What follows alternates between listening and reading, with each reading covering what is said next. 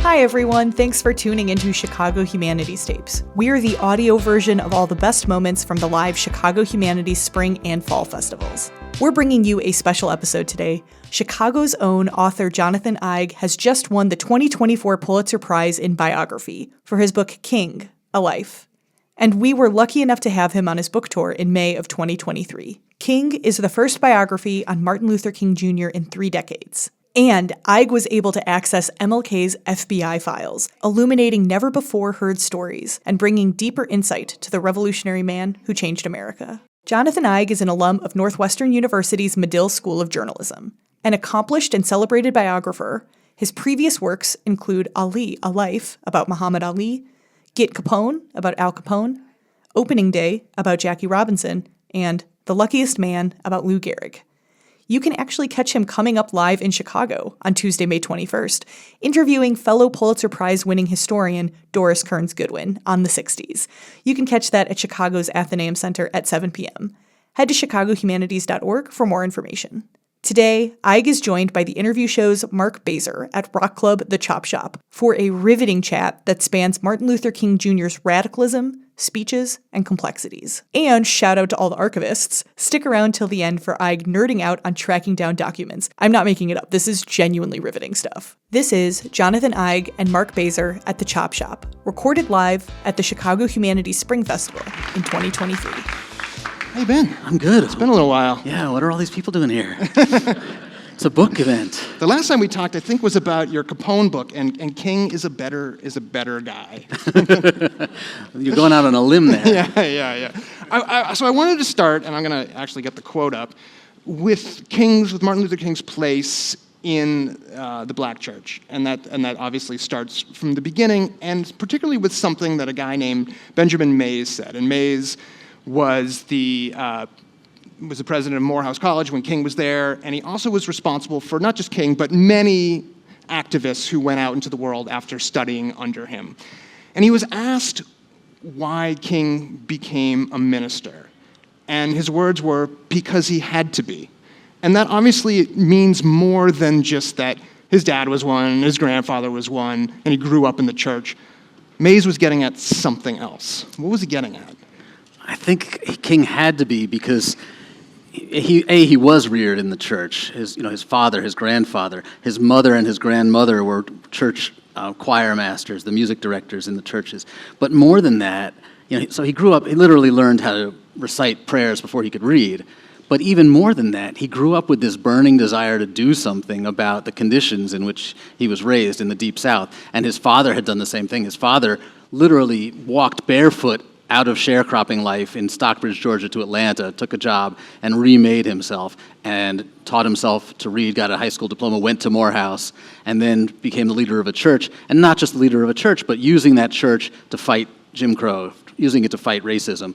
So King is raised in this environment where he's not only learning the Bible, he's learning that the purpose of being a preacher is to lift up the society, to try to make our community align with what it actually says in the Bible, and that requires social activism. So when King goes to Morehouse, he goes in thinking maybe law school, maybe medical school. He can still do something for society in those jobs, but he can't. He's pulled to the church, and I think it really was like a magnetic force. He couldn't escape the pull of it. But you point out something, and you pointed out on a few different occasions, that he didn't want to become the type of minister or pastor that his father was. And at one point you say that when he was at Morehouse, he learned that that a pastor could be emotional, intellectual, and political. And then at other times you talk about how that the gospel could be both personal, which I think is what a lot of people were accustomed to, and social. Right. King was a little embarrassed by his father. No comment from the peanut gallery. Everybody's embarrassed a little bit by their father. I just embarrassed them. And so his father was a country preacher who yelled, who pounded the podium and walked through the congregation screaming, spit flying from his mouth. And King did not like that emotional kind of preaching. He, especially after going to Morehouse, imagined something more intellectual. He studied not just religion, but studied sociology, studied history. And he saw a role model in Benjamin Mays that he related to in some ways more than his father. He couldn't escape being like his father. More bad news.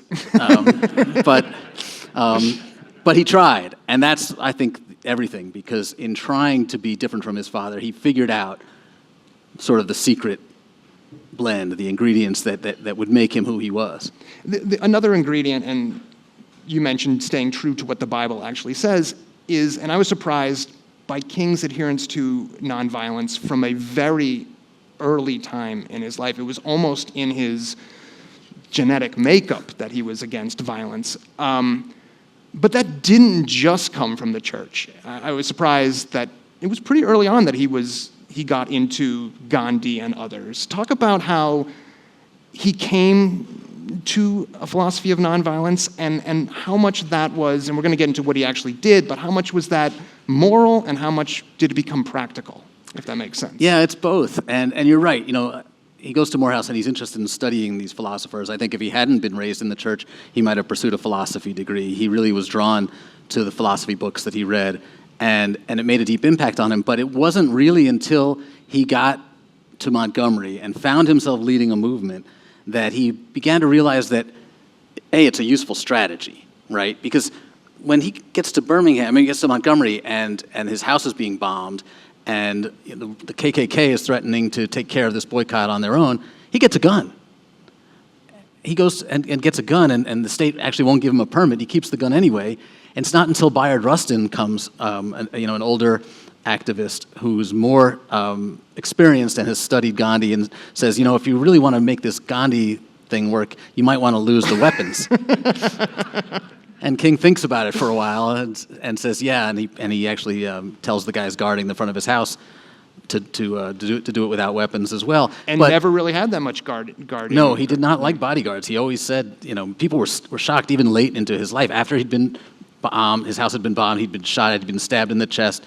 Reporters would come and say, there's no bars on your windows, there's no lights out in front. And King was always very kind of casual about it. Like, when they come for me, they're gonna come for me. And sadly, they did. So you bring up Montgomery, and he's in Boston. He goes to Boston to get a doctorate, and that's where he meets Coretta Scott King, then just Coretta. They get married, and he has a choice. He's actually offered jobs really wherever he wants. And one of the places that really wants him, of course, is Ebenezer in Atlanta, where his dad is. He wants to bring him back, bring him into the family business, which eventually he would do. It seems that Coretta would have been happy. She had been studying music up in Boston, that she would have been happy staying in the North. And yet he makes the choice, it's not a joint decision, it doesn't seem, to go to Montgomery. It's 1954. What's going on in Montgomery at the time? Obviously, the culture is changing in many ways across the country, but what's happening there? Does he have any inkling of what's to come? And why does he choose, of all places, Montgomery, Alabama? Well, he might have said later that God chose for him, because it doesn't really make sense. And he had a lot of choices. And when you think about some of the choices he made that could have changed the course of history, he was choosing between Boston University and University of Edinburgh in Scotland, right? Yeah. How does that change history if he goes to the other school? He falls in love with a white girl in seminary at Crozier and really wants to marry her, but everybody tells him he can't be a Southern preacher if he marries a white girl. And some say that was his great. That was his great. Harry Belafonte told me that was his great love, and he never got over it. Yeah. So all the different ways that things could have turned out differently. But the reason he goes to Montgomery is really he doesn't want to go back to be with his dad. He's kind of scared of his dad and doesn't think working with him is going to be that much fun. It's offered another job in Chattanooga. Montgomery's a better church. It's a bigger church. It's kind of a silk stocking church, and his father actually warns him against it. He says those are a bunch of uppities in Montgomery. You don't want to be there. Really? Because... and he grew up middle class he grew up in the higher end of the black community in Atlanta. Yeah, as a preacher's son on Auburn Avenue in Atlanta, he was pretty well off. He grew up relatively comfortably for a black kid of that generation. But Montgomery's Dexter Avenue Baptist Church was like the most elite church in Montgomery. So Daddy King was warning his son, you don't want to go there. They're a bunch of stuck-up, prigs, and they're not our kind of people. But he went anyway. Maybe because he had an ego and it was the most prestigious job, and certainly because it had at least an hour's drive or more away from Atlanta, some distance between him and his dad. But it was also the church where Vernon Johns had been the pastor before, and Vernon Johns was a legend, not just as a preacher, but as an activist who really challenged his community. So I think King felt like, if Vernon Johns could succeed here, maybe I can too. And I think King was always incredibly ambitious. It's important to remember that too. He really believes that not that he's going to change the world, that he's going to lead the civil rights movement, but he believes that he's meant to do something important, and he just has a lot of confidence in himself. So here, and maybe everybody knew this, but here is what was crazy to me. It's about a year later that Rosa Parks refuses to give up her seat in Montgomery. King he's settled into his job. He's got a new baby, right? He and Coretta have a baby. It's their first kid. And there's people in Montgomery who are kind of in charge of what is a beginnings of a civil rights movement in the town, who aren't with the church. That's right. And they are discussing who can lead this movement to start a movement after Rosa Parks does not want to give up her seat, does not give up her seat. And it's not obvious that King is the choice. And they say, well, we should get a preacher, because that's the person who's not going to divide different factions that we have amongst us. And who could it be? And somebody says, well, we got this new guy, maybe it could be him. And so there's nothing inevitable that it would be King, or is there? No, and King doesn't even want the job. I mean, just months earlier, he had turned down an invitation to be on the board of the local NAACP chapter because he was too busy. So he's not looking for any new roles. And I should point out that, why King? Well, there were some women who were really qualified, who had already led a lot of the civil rights movement, such as it was at the time in Montgomery, Joanne Robinson, Rosa Parks. But women were obviously not going to be chosen to lead because we're living in a sexist society, and an even more sexist society back then, and among Baptist preachers, even more sexist.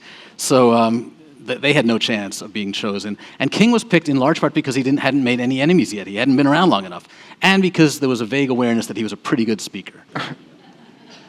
And the speech he gives, you write about, he had, 20 minutes to prepare. It becomes one of the most, this is in Montgomery, it becomes one of the most important speeches that he will say that he'll ever give.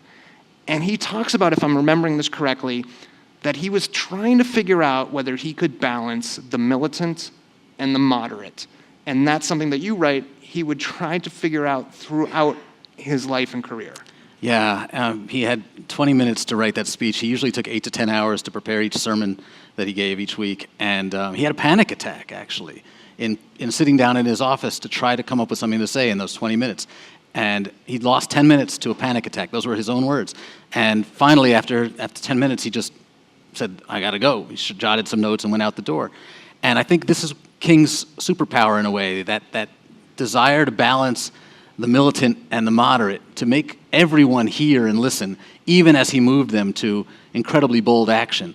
Because it's easy to just shout, let's go, let's burn it down, and get people temporarily fired up. But to sustain that, and to make other people listen, to make not just your core audience, but the people who are not sure they want to join you listen, and to make your opponents listen because you're actually being reasonable, that was King's great gift. And he got in trouble for it all the time because he could never be radical enough for some people, and he wasn't conservative enough for others. But he knew that there was great power in finding that balance. So what does he, and he's not alone, but what does he do in Montgomery that sets, if it does, a blueprint for what's to come in other locations, and what begins, it was the cradle of the civil rights movement, and as they go, we can't get into every stop that he makes, but as he goes from different place to different place, is he enacting what he learned in Montgomery? Yeah, in a way, but he's improvising all the way. You know, Montgomery, they think it's just going to last a few days, and they're really not demanding that much. They're not even asking for the integration of the buses. They're just saying, let us sit in the back, you guys sit in the front, and when we meet in the middle, we'll just, whoever gets there first. So they're not even asking for real integration. But as the city refuses to commit or to compromise even that much, they dig in their heels. Both sides dig in their heels. And it's not just King, it's the entire community. It's every African-American person who has to walk to work or carpool or who gives up their car for a carpool. So King is the voice. And that's why he becomes so important, because as the news media around the country and as Northern whites discover this, they find this brilliant young man who's telegenic, who's educated, who can argue with the most intelligent Northern professors. He becomes a star, and that kind of attention that he helps to bring, focusing the attention of the nation on Montgomery, really becomes the key. And that's what he duplicates over and over again. He makes himself the lightning rod. So he goes to Albany, Georgia. He goes to St. Augustine. Goes to Birmingham, and he never really has a plan. He's always trying to sort of duplicate that magic that he generated in Montgomery. It doesn't always work. And the key really is whether he can be the lightning rod, whether he can summon enough care, enough compassion, enough outrage from the rest of the nation. And he's flying by the seat of his pants every time. Well, let's talk about Birmingham. That's one that stands out. It's also, I think you mentioned that he's kind of at the height of his powers during that time. And two things that, I don't know if he learns it then, but come out of that. One is that when he's in jail, that's kind of I don't know if it's a strategic move, but it works for the movement. It works, and he obviously writes his famous letter from the Birmingham jail. The other thing is that was very much based on the image. He understood the power of what we would now call a viral moment. You can talk about it, there's a harrowing image that's captured on film of dogs attacking basically a child. And that engenders sympathy where there might not have been before. Well, it certainly changes the moral equation. It's very hard for Northerners, at least, to look at this and not feel some sympathy. And King said often that unearned suffering is redemptive, that by suffering we prove how much love we have, for this country if we're willing to suffer for it. We're not asking to overthrow America. We're asking to join this American democracy. That's how much we're willing to suffer just for the right to join this country that doesn't seem to want to give us equal status. And there was a lot of power in that. But he also recognized that when he was in jail, the attention was focused more, and he often would tell his advisors, "Don't be in any hurry to get me out. Go to work, get it done." And sometimes it was the other way. Sometimes people would pay his bail that weren't on his side to get him out. Yeah, the sheriff in St. Augustine, the sheriff in Albany would pay his bail and say, "Well, we don't know who paid it for you." They wanted him out because they knew that if he stayed in jail, more reporters would arrive from the north to cover this. And here's something I also found. I found a lot fascinating, but what I also found fascinating, and you mentioned this before, it was pretty early on in his career and in his career post-Montgomery that there was a backlash from people ostensibly on his side who felt that his ideas, his methods had already become passé. And we're talking about 2 or 3 years after almost Montgomery. Yeah, you start to see, I think, I can't remember when it was, but I mentioned the first time the New York Times used the term, white backlash, that white people began to say, "We've done enough for you, haven't we? Why are you pushing for more? Look at all this great stuff you've accomplished. Just relax, take your time." And that infuriated King, as you can imagine. That's what the letter from Birmingham jail is all about, because it was written in response to these white ministers who wrote an article in the newspaper saying just that. Be patient. We're all on your side. Meanwhile, King's in jail, and you're telling us to be patient. The dogs are attacking us, the water hoses are driving us, and you're telling us to be patient.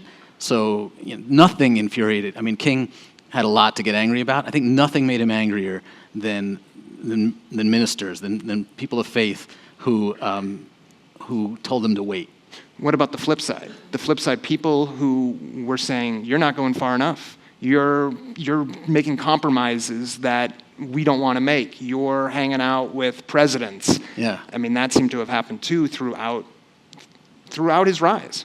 Yeah, and that's what I was referring to earlier. King's getting it from both sides, because he's got Malcolm X barking all the time that King's an Uncle Tom, that he's friends of JFK, he's friends with, the white man's never going to give you anything for real, anything of value. You can't trust them.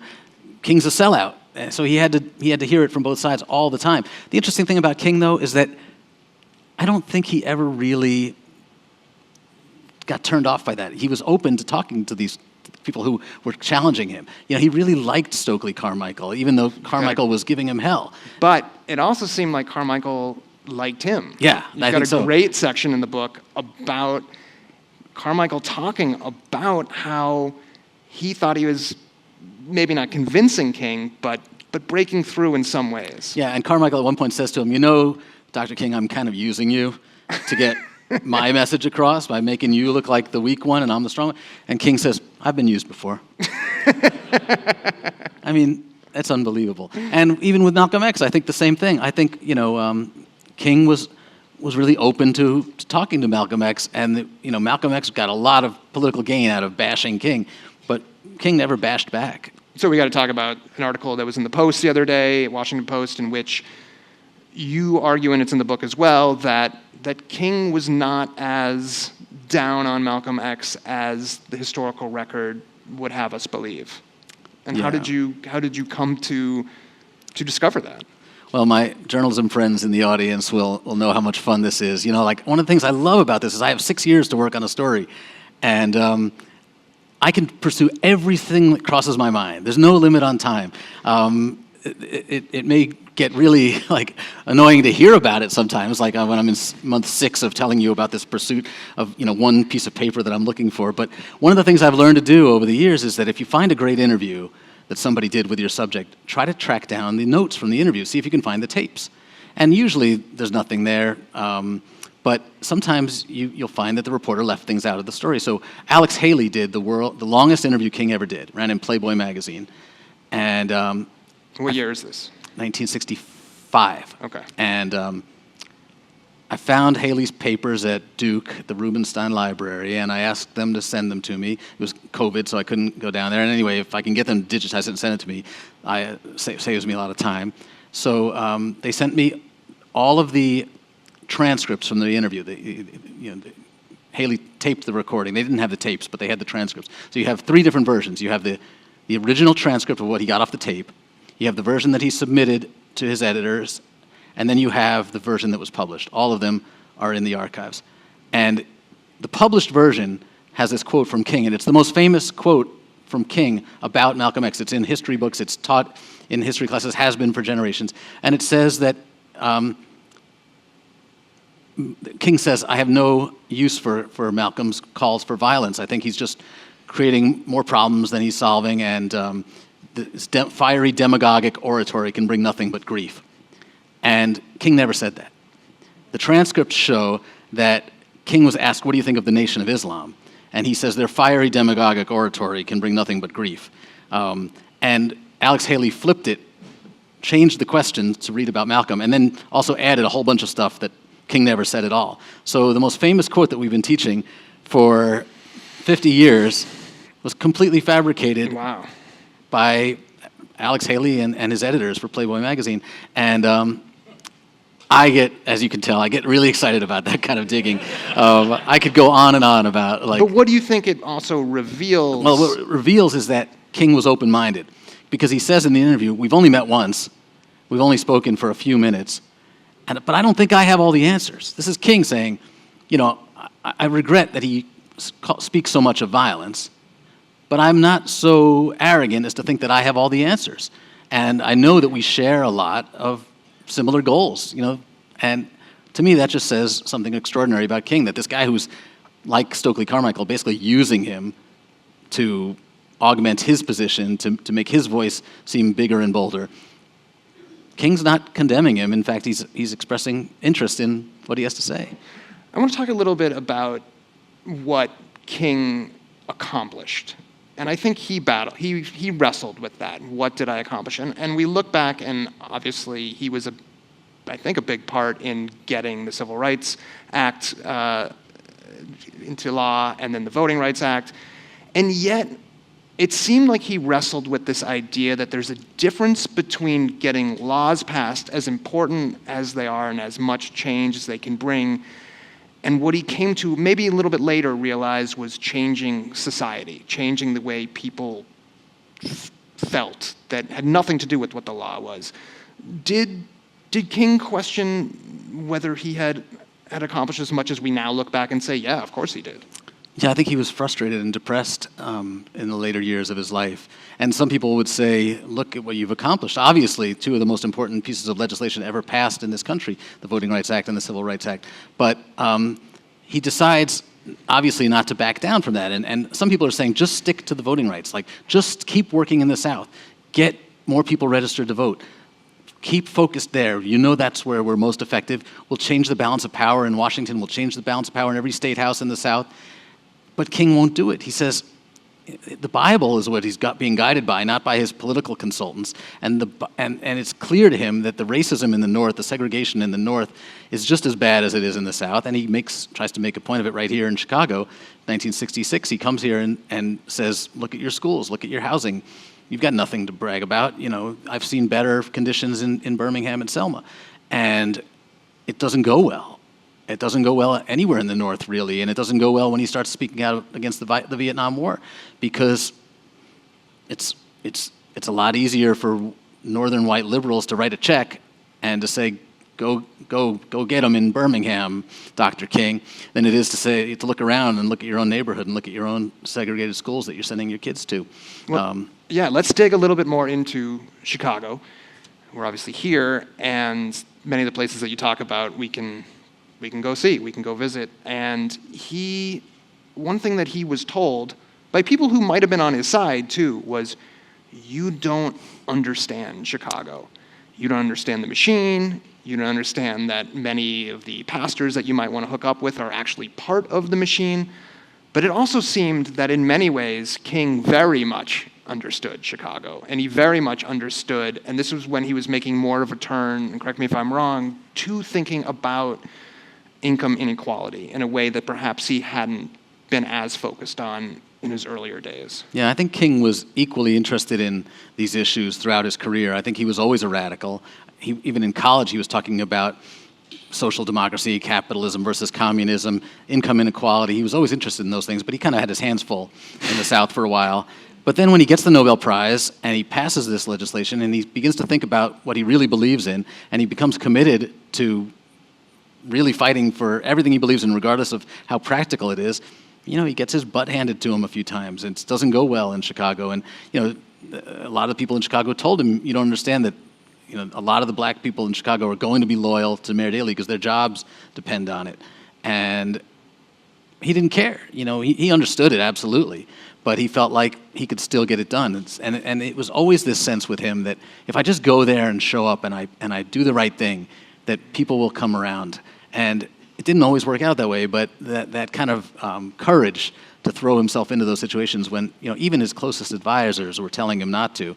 I mean, that's what really gets me, because by the time he's, you know, in his mid-30s and he's tired, he's frustrated, he could have cut back. He could have, you know, taken a university job and been a president of a university, or, you know, started a foundation and let someone else take over. But instead, he just doubles down over and over, and he says, you know, this is what I believe in. How can you tell me not to? And his closest advisors, some of his best friends, when he gave that speech in New York at Riverside Church against the Beyond Vietnam speech, when he said America is the greatest purveyor of violence in the world today, the American government is the greatest purveyor of violence, one of his best friends and closest advisors called him the next day and said, that was a mistake.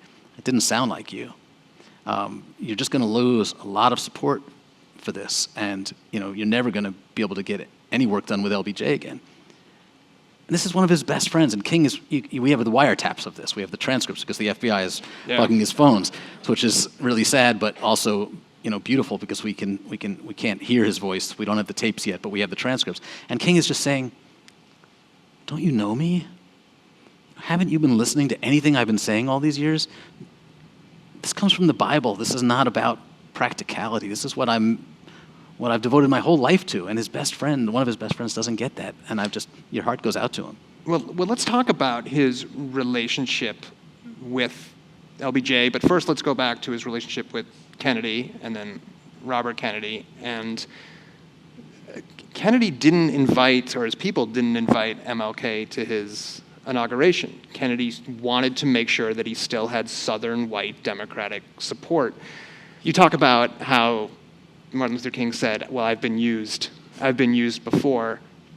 Who was using who in that relationship? Obviously, the president has far more power than Martin Luther King does. It seemed like Martin Luther King, though, at times knew what he was doing and knew what he was getting into with the Kennedys. At the same time, I again, reading this book, again felt very frustrated with the Kennedys. Not only was John F. Kennedy didn't consider civil rights to be part of his agenda at the beginning, but then RFK is the one who okays the wiretaps that Hoover wants to do. So who were they? What was the relationship to King? Did they believe in King's message?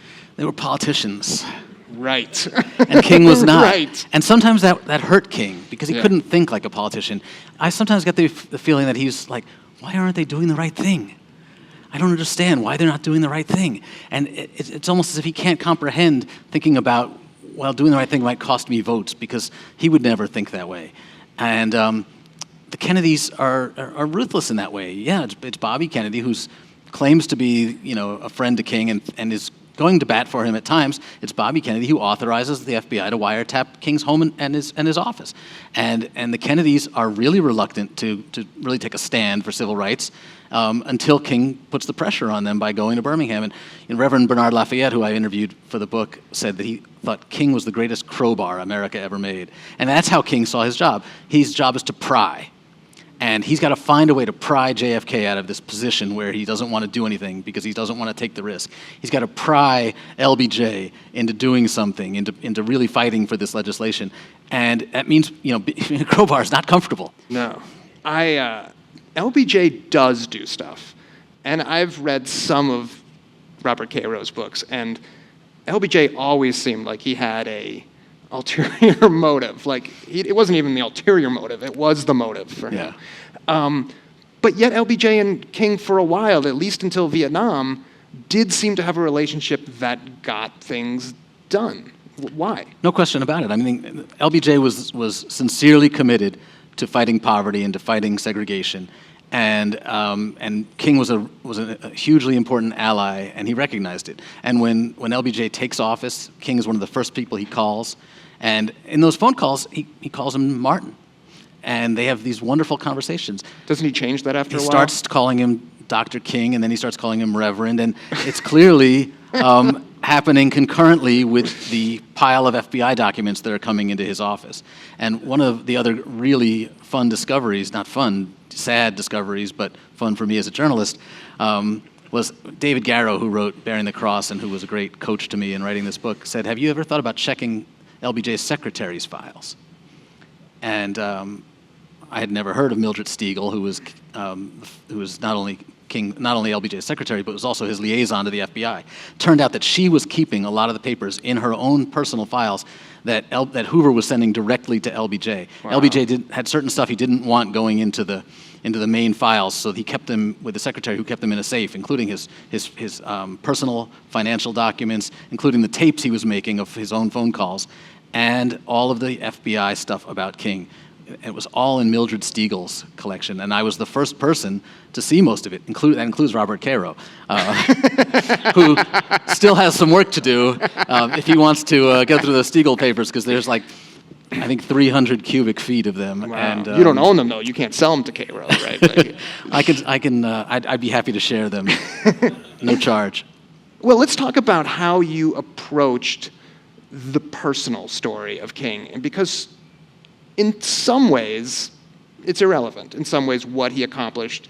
Does it matter that he was moody? Does it matter what his infidelities were? On the other hand, the way it seems you approach it, and again, correct me if I'm wrong, the personal for him is often also very much tied to the political. And that could include everything from the fact that King always lived a modest lifestyle. His house was small by what he could have had. And he was very cognizant of that, and he did not want to have any kinds of appearances that he was taking advantage, which nowadays, people would have mansions in that situation, right? And Corretto was not happy about that, by the way. On the other hand, sometimes it's the personal is, Martin Luther King, we all know, had his infidelities, and those are what Hoover, because Hoover, and I don't even quite know what Hoover's motivations were. He certainly did think that King was a communist, but he thought he could get at him through these tapes that revealed these infidelities. So every time you come into his personal life, or not every time, but often, it's also very much connected to what that meant away from the personal, if that makes sense. Is that how you approached dealing with the man and not just what he did? I mean, first of all, I felt like I had to be honest. And this is the first book that has access to a lot of that FBI information, and the first book that acknowledges that Dorothy Cotton was a longtime mistress, lover. Who worked with him. Who worked with him at the SCLC, the highest-ranking woman in the SCLC, who told her friends that she considered herself a sister wife to Coretta. So I had to deal with that. I felt like it would be dishonest not to, but I also wanted to make sure I did not wallow in it, and I wanted to put it in context. Why is it important? The reason it's most important is to understand that he's a flawed human like all of us, and that it was weaponized by the FBI. And I think that's the most important part of the story in a way, because it has these dire consequences. He suffers as a result of the FBI's attacks on him. The FBI becomes interested in King in part, in the beginning, mostly because they're worried that he's associated with communists and former communists. When it becomes clear that the communists really have no influence on him, the wiretaps are already in place, and they begin to pick up his communications with these other women. And then that becomes an obsession for J. Edgar Hoover, really for prurient reasons, I think. He thinks it's kind of fun gossip, and he enjoys sharing it with LBJ and with members of Congress and with other people in the FBI and with reporters. And then he becomes determined to use it to hurt King, in part because he's a racist, and in part because I think he's threatened by anyone, and this is true for J. Edgar Hoover's entire career, anyone who upsets the status quo, the white Christian nationalist view of his view of who should be in charge and who should be running this country. King is a huge threat to that. And he becomes determined to try to use this sexual information to take King out, to take him down and disrupt his organization and ruin his marriage, and even, try to compel him to suicide in one letter that the FBI sent to King. But it never really takes hold. Or does it? Or does King, you mentioned King suffers for it? It takes hold in as much that King knows it's out there. He knows that every day could be the day he wakes up and opens the newspaper and finds that one of these reporters has taken the bait and has published the story that J. Edgar Hoover has been trying to get a reporter to publish. So it never makes it into the mainstream media, in part because reporters back then protected people's privacy. There's no Twitter. Right. But it's also important to note that none of those reporters wrote the more important story, which is that the FBI was conducting surveillance on a private citizen. That's what's crazy. It's not that it's honorable that they didn't put it out there, but they had another story sitting there. Yeah, and they were afraid of attacking Hoover. Let's talk a little bit about Coretta. She obviously plays a significant part of the book, but also obviously of King's life. And yet I can't still quite make sense of the relationship. As you said, Belafonte, who you got to talk to, he talked about how King had another person who was the great love of his life, and that I think I forget the words, but that Coretta was not his soulmate. He does credit her with introducing King to an aspect of social justice that he hadn't been introduced to. And they're married until King is killed. But King is gone all the time. And when he does die, she immediately takes over some of the efforts. She organizes a rally. She continues the work for the rest of her life. How do you make sense of their relationship? Was it a partnership, or was it something less? It's complicated, like most marriages are, but this one, lived on a public stage. Belafonte told me that he thought of it as almost like a business partnership. Belafonte was not fond of Coretta, so I should preface that. He also said he could not stand to be in the room when she sang. Like it was that bad in his opinion. That's not funny. And she sued him, so there might have been some personal what did she sue him about? He tried to sell some of his King memorabilia, and she claimed that she had the right to it. Anyway, okay. what's interesting to me is that Coretta is a powerful, formidable, really intelligent woman. King dated a lot of women, and when he met Coretta, he was dating a lot of women. And why was she the one that he fell for?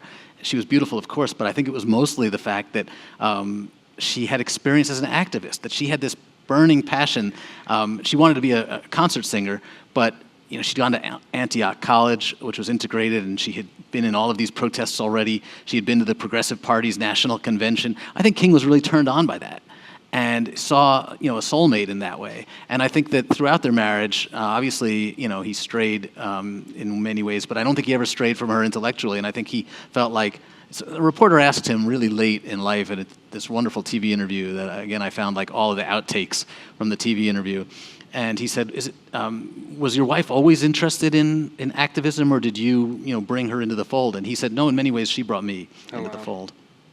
Let's get into the process a little before we have to wrap up. And that is, what did you have access to that others didn't have access to? Where did you find stuff? You've already alluded to a couple of things that going in, you had no idea they existed. And if somebody said to me, okay, your job right now is to write a book about one of the most important people of the 20th century, I'd be like, all right, I'm going to go that way. Where do you start? How did you start? Well, I started by interviewing old people, because that was obvious to me that the clock was ticking and that there were scores of people who knew Martin Luther King, and that's what really got me excited. Like, I can spend the next 5-6 years of my life interviewing people who knew Martin Luther King. Like, how crazy is that? Because, if you ask younger people, they'll tell you, he lived 200 years ago. And it seems like it sometimes. We forget that his older sister is still alive. He would have been, 94? Right. Yeah. So that was my first mission, just as fast as possible, get out there. And luckily, I got to most of them before COVID.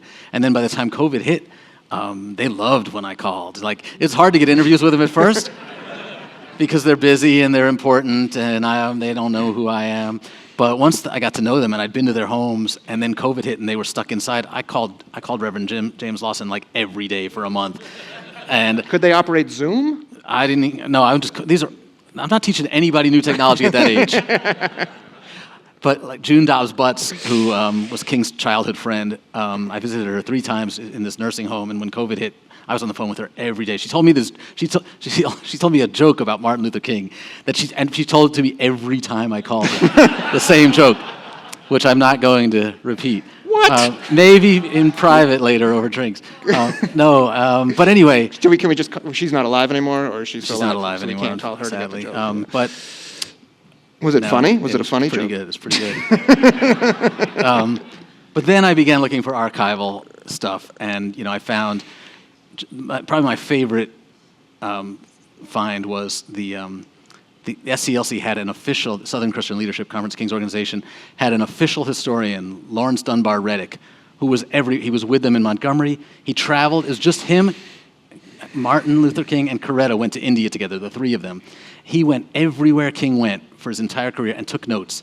Wow. Terrible handwriting, but he took notes. He kept receipts. He wrote down what songs were being sung at every mass meeting, and his papers were donated to the Schomburg Library a few years ago, and the boxes had never been opened. The what library? The Schomburg Library in Harlem. Okay. And I asked them if I could go through them. They said they haven't been cataloged yet. I said, I'll go through them and catalog them for you. Like, just let me at them. Wow. And they did. I had help from a friend in New York who went in there every day and brought cookies to the archivists there, and we got through those boxes before anybody else. And stuff like that. But that's the other thing is that, like, it had been 30, 40 years since the last King biography, so nobody had gone looking for this kind of stuff in a long time. I found Martin Luther King Sr.'s unpublished autobiography that the King Center didn't even know they had. Oh, my word. So I love that kind of stuff.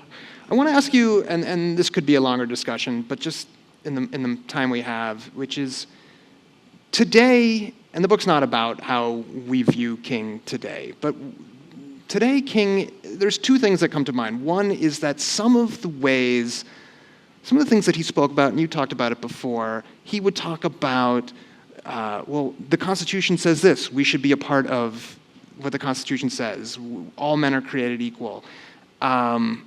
And yet, for many people or at one point he even says, like, you know, if the Supreme Court, if we're wrong, if the Supreme Court is wrong, we're wrong. Well, now everybody thinks the Supreme Court is wrong. Like, both sides have lost so much faith in institutions.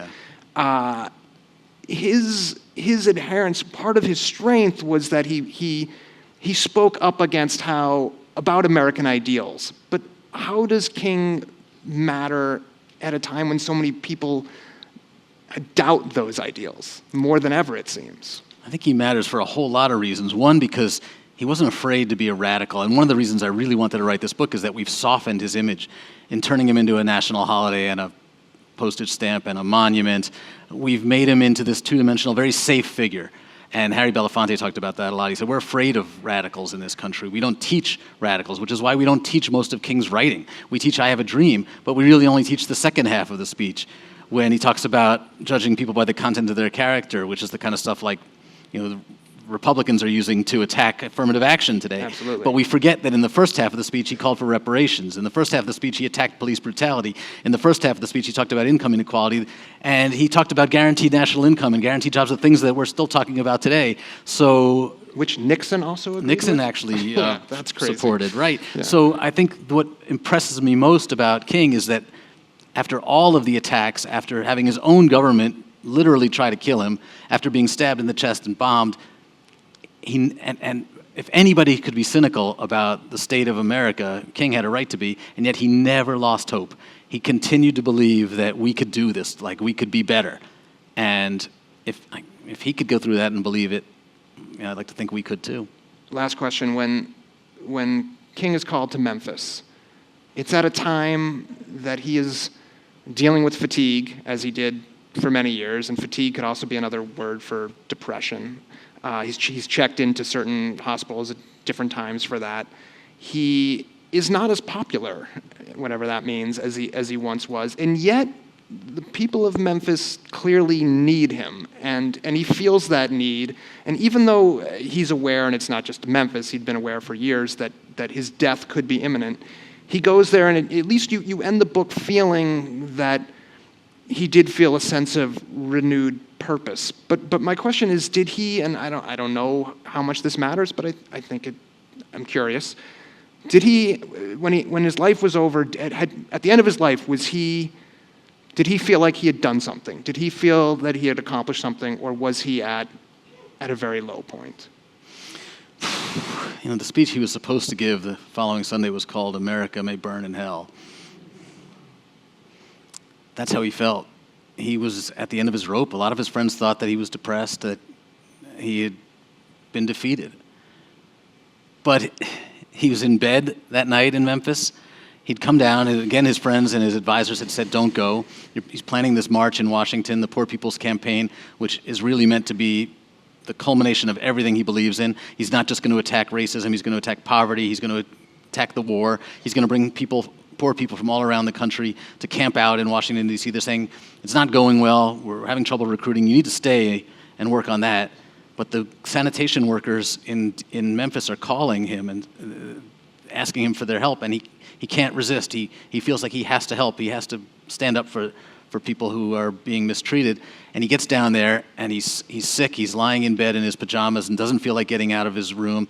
And Ralph Abernathy goes down to make the speech for him and gets there and sees thousands of people who've come out in a torrential rainstorm to hear Dr. King speak. And Abernathy goes to a payphone and calls the Lorraine Motel and says, you got to come down here. They're not going to be happy listening to me. And King gets dressed and goes down there and gives this speech that's almost as if he's in a hypnotic state.